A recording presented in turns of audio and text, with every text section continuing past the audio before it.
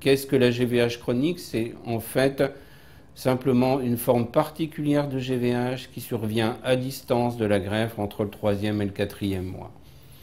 À la différence de la maladie aiguë du greffon contre l'autre qui atteint la peau, le tube digestif et le foie, isolés ou en association, la maladie chronique du greffon contre l'autre a une forme beaucoup plus complexe, beaucoup moins agressive, mais dont l'évolution peut se faire sur plusieurs semaines à plusieurs mois et qui nécessiteront des traitements souvent prolongés avec des médicaments à moins forte dose que ceux qu'on a pu utiliser à la phase aiguë. Les organes les plus fréquemment atteints sont la bouche avec des ulcérations ou simplement des sensations de brûlure à la prise de certains aliments, notamment contenant du vinaigre ou du citron par exemple. L'autre atteinte fréquente est l'atteinte cutanée, à la différence de la maladie aiguë qui donne des rougeurs disséminées. Dans la maladie chronique du greffon contre l'autre, il y a simplement quelques boutons disséminés, plus ou moins importants en fonction des patients.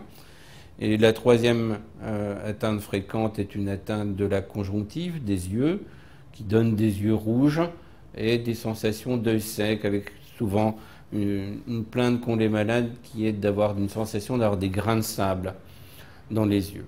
En dehors de ces trois localisations fréquentes de la maladie chronique du greffon contre l'autre, il existe d'autres localisations possibles, très variables d'un individu à un autre et qui peuvent être au premier plan sans une atteinte de la peau ou de la bouche dont je vous ai parlé.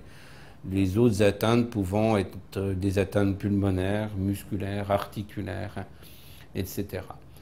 Dernier point important à comprendre dans cette maladie dite chronique du greffon contre l'autre, encore une fois, chronique nous voulons dire simplement parce qu'elle se développe à distance de la greffe.